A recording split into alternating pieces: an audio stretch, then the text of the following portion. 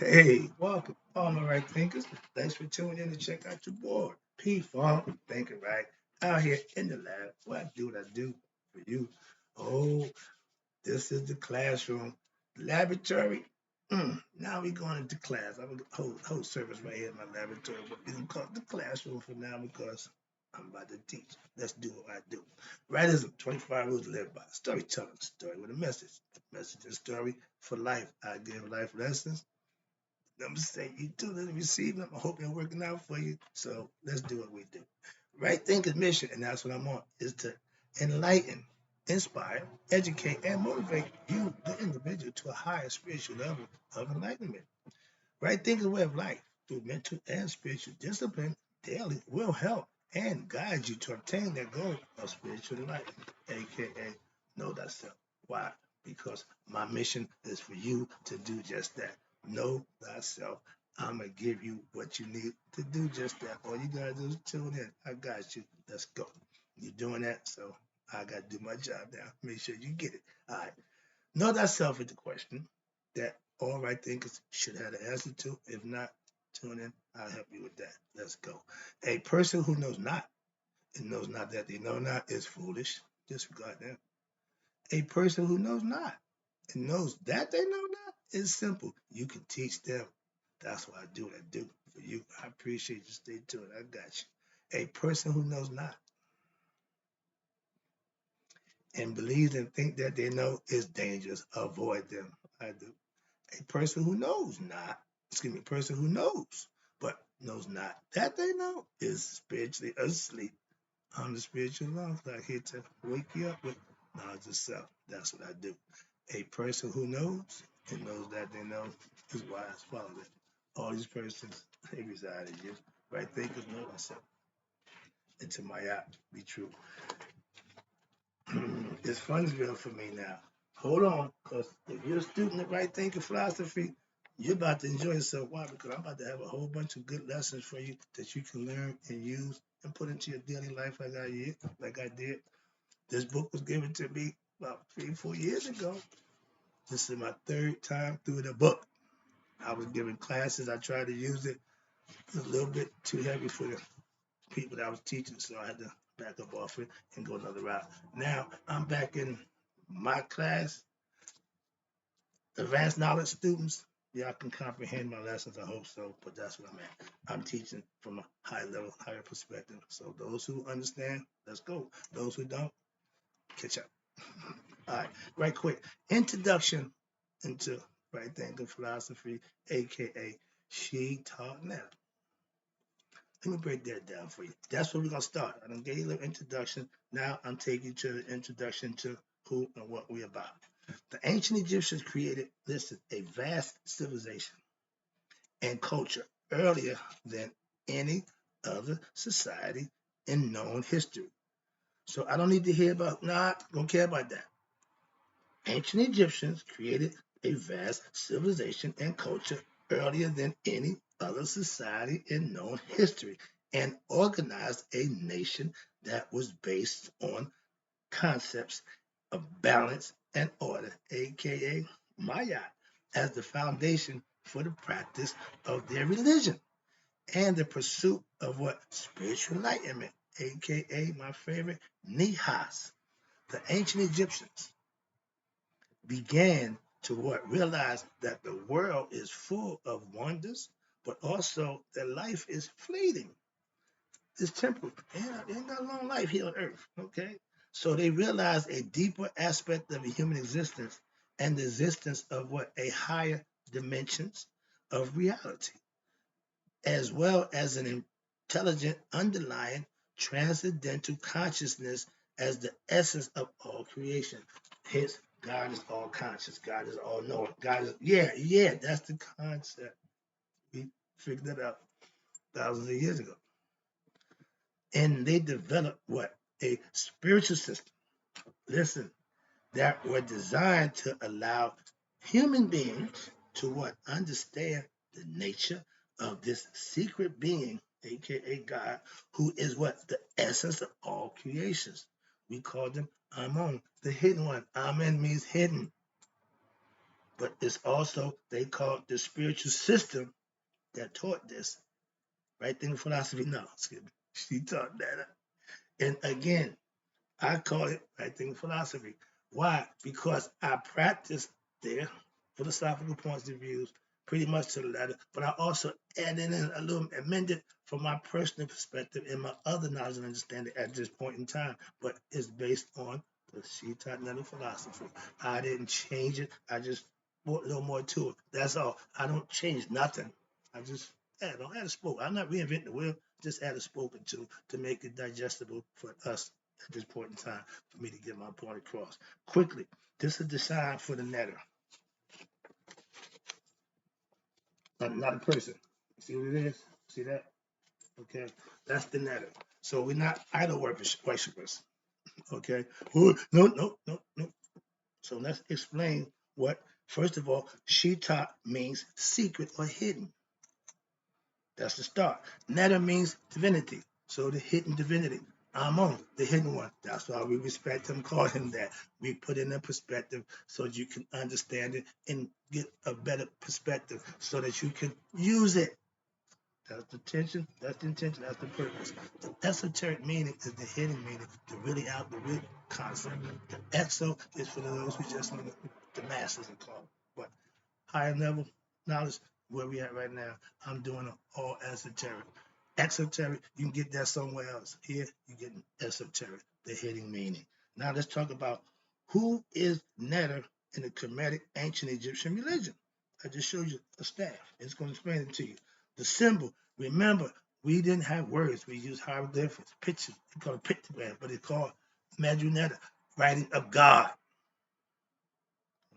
So we use all about symbols. Signs and symbols was the first way to communicate. Understand that. I did a lesson about that too. But here we go. The symbol of Netter was described by the ancient Commission place as what? That which is placed in the coffin. Dead body. You ever seen a dead body?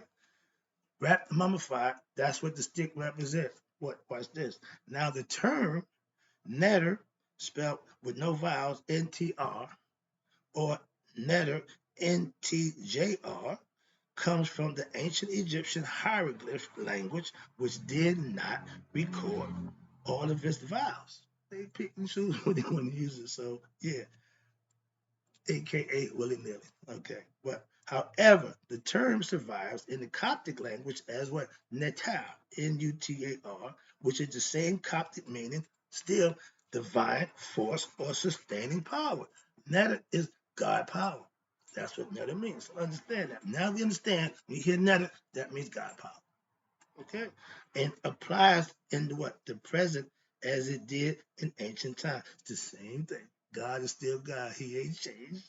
Mayat is still Mayat. It haven't changed. Now, it is a symbol, what? Composed of a wooden staff that's wrapped with stripes of fabric. Strips of fabric, like a mummy. The strips alternate in color, starting with yellow, representing the sun, green representing vegetation and the earth, blue representing water. Okay, and the mummy in the comedic spirituality is understood to be what? The dead but resurrected divinity. We know that the soul, the spirit can die. The physical body will. Okay, watch this. And you consider why? You consider Asar. The dead but resurrected divinity is Asar. His brother killed him in this life. He lives on in the afterlife. He's king of the afterlife. Because what? He's the original spirit, and as it's resurrected, all human beings are considered Asar. Watch this. And every human being is a potential resurrected being, meaning you're here. Your goal is to know thyself while you're here and become Asar and pass on to live with him in the afterlife. Real simple concept. We got heaven and hell. Got a real simple one too. I adopted it. I know it, familiar with it, and I teach it. So pretty much I follow. Okay, that's my choice. As Asar, watch this. So the nature, the netter is actually what? Who? Every human being who does not really what? Die. The Christian believe the only netter in flesh was Christ. We all are Christ. Conceptually, symbolically, you got to understand that. But the, the divinity don't die, okay? But goes on to what? Live in a different form. Again, if you're enlightened, ding, ding, ding, ding, go home. If not, ding, ding, ding, ding, you get reincarnated. The worst thing for an Egyptian was to be reincarnated. I mean, they didn't know themselves. Like a caterpillar, not didn't become a butterfly. You didn't make it. Fell short. Okay, that's what the concept. But watch this. Further, the resurrected spirit of every human being, listen, every human being is that of divinity. Why? The spirit belongs to God. It's alone to us to use to get it back home. If it don't, they got to keep trying till they get it right. Another concept? But now watch this. Now phonetically, the term netar is related to other terms having the same meaning again as netar, and it's a mundane aspect relating to the forces of nature. Again, forces, natural forces that sustains us, such as the Latin natura, the Spanish natalicia, the English nature and nutriment, etc. In general usage, the term nature or netter means what? Divinity. In this context, meaning androgynous, incorporating what? The male and female, or referring to neither, in other words, a genderless divinity in a real sense, as we will see. Natura means what? Power manifested as what? Neteru, and the Neteru are what? The objects of creation, in other words, nature. Next page. Got a little more to go. Okay, I gotta speed up. I'm trying not to work on the time thing. I'm really trying to just give them the lesson, but this is it. You see the one to stop? That's God right there. That's never. That's God. All these other guys just spins off of the original. That's the concept. Okay, understand it? And they all stand on my So let's go. This figure I just showed you is the figure the nether gods and goddesses was proceeding from what? The nether the one supreme being. They understood that. The concept of netter and netteru, netter meaning singular one, netteru meaning everything after that. Okay, it comes in male and female. The netter, both male and female, genderless, okay, androgynous, whatever you want to look at it. But watch this. The netter in the netteru bends and ties what? All of the varied forms of Kemetic spirituality into what? One vision of the god and goddesses, all emerging from the same supreme being. Netter. Again, this concept has been referred to as with the henotheism. The Supreme Being is an all-encompassing absolute divinity while expressing as lesser divinities that operate in time and space, such as Earth. So in Kemetic, Northern Eastern Africa traditional religion, spirituality, the divinity is both transcendental and absolute, as well as temporal and local, sustaining and affecting what? The world directly in the form of what? Gods and goddesses, aka nature. Without nature, we won't have the oxygen that gives us to keep us breathing at that capacity. It allows that to happen. Remember, infinite reciprocity, it gives and it receives. It gives and it receives. It's an ongoing cycle. That's nature. Let the room. Let's talk about that right quick. Not okay, that 2 pages ago, so let me wrap this up right quick. But the term Neteru means what? Gods and goddesses. This means that from the ultimate and transcendental supreme being, Neter, came the Neteru. There are what? Countless Neteru, a whole bunch of them. Why? Because every aspect has its own concept. So from watch this, the one came to what? Many. First it said I was one, that became three. Now out of the one come many what? Neteru. These Neterus are what? Cosmic forces that pervade the universe. They are the means by which Netter sustains creation and manifests through it. Again, keeps itself going, sustains itself. So Netterism may be thought of as what? A form of monotheistic polytheism through a more technical religious studies term to describe it would be henotheism. Okay, religion. The one supreme being expresses as many gods and goddesses at the end of time. Watch this. Now, after their work of sustaining creation is finished, these gods and goddesses, aka nature, are again what? Absorbed back into the supreme being, aka nothingness or the black hole, to what? Start this stuff all over again. Cycle of life. Now, amongst the myriad elements and commonalities, all the spiritual systems of ancient Egypt and Kemet have one essential aspect that is in common with all. And what that is, they all hold that there is what? A supreme being netter, who what? Manifests in a multiplicity of ways through nature. We all agree. No matter what you call it, still agree with that. And the netero, like what? Sun rays, the netero emanate from what? The divine. They are its manifestations. So just as one can study the sunlight that hits the earth and learn about the sun, their source, so too by studying the netero, which is nature, watch this, we learn about what? We learn about and are led to what? Discover their source, the netter. And with this discovery, we are enlightened.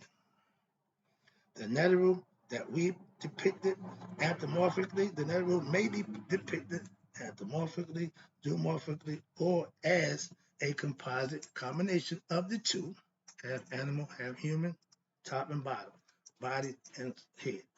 In the accordance with what the teachings about netter, that is being conveyed through them. Depending on what express I'm trying to get, you see Ra, you see him with the falcon head. You see Harut, you see him with the falcon head. Him and Ra are synonymous with being up there. The falcon Harut means him up there. He can fly high. The falcon can fly almost into the sun as if he's going home back into the sun, which he comes from. So that's the concept. Now let me wrap this up with the Neteru and their interrelationships, because we're going to get better. They all work together. Trust me. The image below the diagram, it demonstrates how what? The divinities of the three major theurgies, religious sciences, and their related temples. Hear that?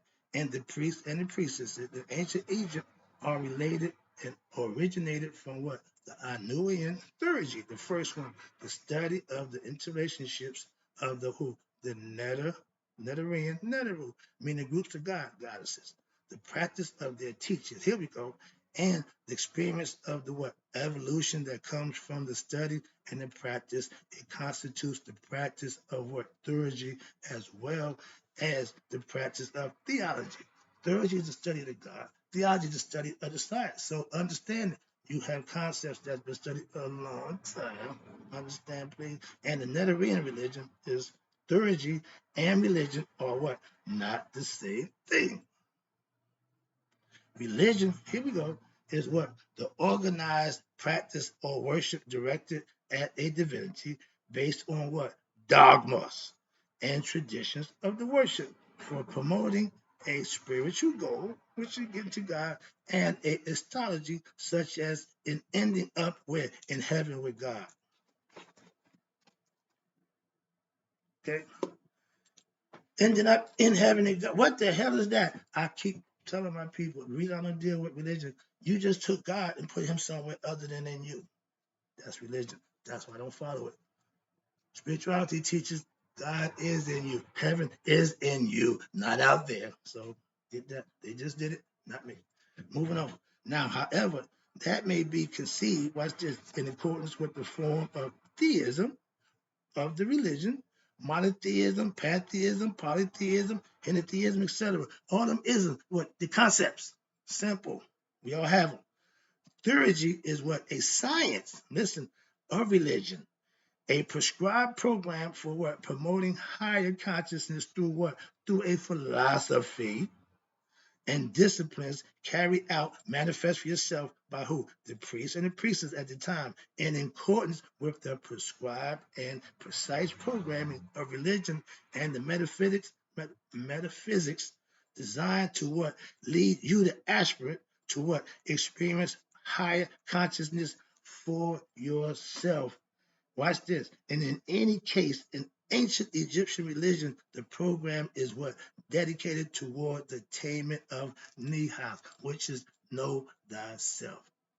Understand God and you understand thyself, or what they call spiritual awakening or spiritual enlightenment. All the same thing. You're starting to know God, not believing in Him through your own experience and the way you live. He'll make Himself known to you. I know that for a fact. I'm not telling you what I read. I'm telling you what I know when it comes to that aspect of it. But reading it made it easy for me to understand and digest when it happened. I'm freaking out. I'll tell you that story, but another story. But when it happens, you don't know what's going on. Okay? If you ain't studying, if you're just living right, oh, it's going to happen. You would think if you're in church, oh, that's Jesus. Oh, that's Christ. Yeah, what's your car? Whatever you conceive it to be, that's fine. I say, whatever gets you to do what you need to do for you, that's right thinking philosophy. It ain't got to be mine, but if it's working for you, that's the right thing to be doing. That's what I do. What works for me. Moving on. I'm trying to miss that. I see the clock. I can't stop. But watch this. Now, a mystic experience is the idea every religion wants you to have for yourself. Through the practice and the dogma, if you follow it, you will have your own mystical experience. That's the third degree of religion. A lot of y'all only got 2 degrees running around here, half cocked. Excuse me. Yeah, excuse me. That mystical experience is what I call master yourself as a right thinker. Religion, they call it the mystical experience. Whatever you got, third degree, mastery. So whatever it is, you need to reach that. And it's what's called a mystic experience of what? Oneness. When you and God become one, you can call it whatever you want. But when that happens, when you become the oneness with the divine and the discovery of what? One's immortality. You're no longer fear of dying. Why? You know that you can't. The body, yeah, but you know now that when you wake a spiritually enlightened, you ain't care about this. Why? You know that's the difference. Watch this. And religion and theology may also be studied through what? Discipline of theology. Theology is what? The study of ology, of religion, theology. Therefore, Menphite theology is studied as Memphis theology. The Arnoian theology is studied as the Arnoian theology. Theban theology, see where I'm going with this? Is Theban theology. However, the theology of ancient Egypt, as well as any theology, of the mystical tradition, is best studied under a sage or within the context of a mysticism as opposed to within a purely theological concept, meaning Francis, the same supreme being, Netter, is what? Winged, all-encompassing transcendental divinity. When you see that compass, that's the sun. You see the wings, that's the spiritual aspect. Okay, that's why you got the rise. That's the spirit is meant by wings. When you see anything with wings, it's angelic. All the angels got wings. Okay, Red Bull give you wings. And watch this and wrap it up. The spirit who is what in the early history was called Hadu. The physical universe in which the Haru lives is what called Het Haru. He lives in his own world. God lives in his creation. We are his creation. So Het Haru is you, me, and you. Or watch this, the house of Haru. This divinity, Haru, in the aspect of Nefertim, from one aspect in the Memphite concept, is also the Noon, or the primeval substratum from which all matter is composed. We all come from the same thing, no matter what you call yourself, what you call it, you come from the same, composed from the same primeval ocean waters. The various divinities and the material universe are what? Composed from this primeval substratum. Matter is actually hydrogenous, and Haru, which is really called the great He-She, meaning it was male and female, which is the spirit, is related as what? A male aspect of the androgyny. However, the androgynous aspect of the noon gives rise to what? The solar principle in both the male and female aspect. Female aspect is Haru of the divinity. The Neteru traditions are composed of companies of what? Groups of gods and goddesses, their actions, teachings, and their interactions with each other and with human beings provide what? An insight into their nature as well as you, the human existence, and it's all from the creator himself. That's in the lesson. I got more. I got through it. Appreciate you.